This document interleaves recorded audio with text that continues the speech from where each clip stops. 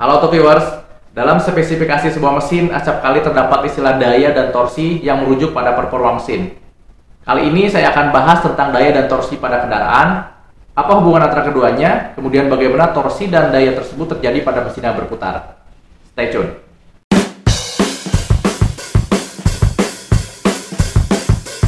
Apa itu torsi? Torsi adalah gaya putar, yaitu gaya yang bekerja misalnya pada sebuah tuas, dikalikan dengan jarak antara gaya tersebut dengan titik sumbu putar tuas.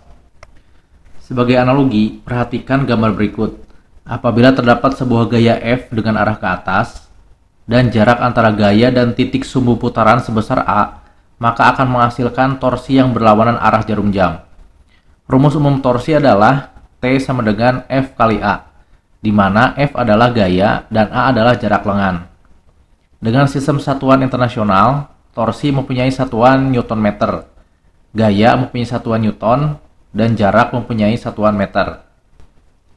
Torsi pada sebuah mesin terjadi akibat gaya dorong sebagai efek dari ledakan mesin pada langkah usaha.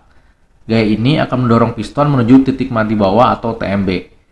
Pergerakan piston ini mendorong connecting rod dan menyebabkan crankshaft berputar. Singkatnya, torque atau torsi adalah gaya putar atau puntir pada crankshaft atau poros engkol. Rumus torsi mesin adalah T sama dengan F kali R. R ini adalah jarak antara titik sumbu main jurnal dengan titik sumbu rod jurnal.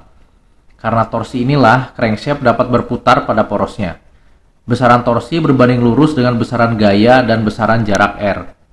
Secara praktis, torsi output mesin dapat dimanipulasi dengan sistem transmisi. Artinya, torsi yang dihasilkan oleh mesin dapat dilipat gandakan oleh sistem transmisi sehingga torsi pada roda akan meningkat. Selanjutnya, apa itu daya, tenaga, atau power? Daya atau power adalah kemampuan suatu mesin dalam melakukan usaha atau kerja dalam satuan waktu tertentu. Daya merupakan hasil perkalian antara torsi dan kecepatan sudut.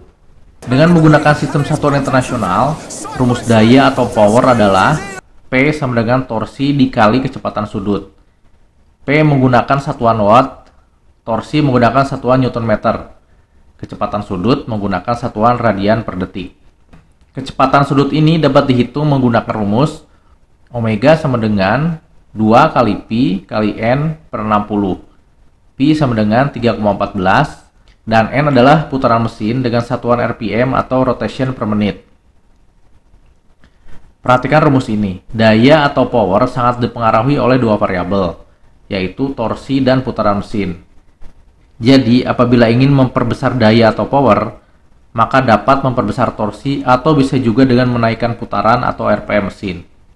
Selain watt, satuan daya juga bisa menggunakan horsepower atau HP. 1 horsepower sama dengan 0,7457 kW. Daya berbanding lurus dengan torsi dan putaran mesin. Semakin besar torsi yang dihasilkan, atau semakin tinggi putaran mesin atau RPM mesin, maka daya akan semakin besar. Pada prakteknya, torsi dapat diperlukan pada saat kendaraan mulai bergerak atau take off, ketika berakselerasi, dan juga sangat diperlukan ketika menaklukkan rintangan di medan off-road. Maka tidak heran jika kendaraan off-road atau trail sangat mengutamakan torsi yang optimal di putaran rendah. Sementara itu, daya diperlukan untuk mempertahankan kecepatan suatu kendaraan. Kendaraan balap seperti Formula One membutuhkan kecepatan untuk melaju pada lintasan balap. Oleh karena itu, mobil Formula One membutuhkan daya besar pada putaran tinggi. Mana yang lebih penting? Daya atau torsi? Jawabannya tergantung dengan kebutuhan.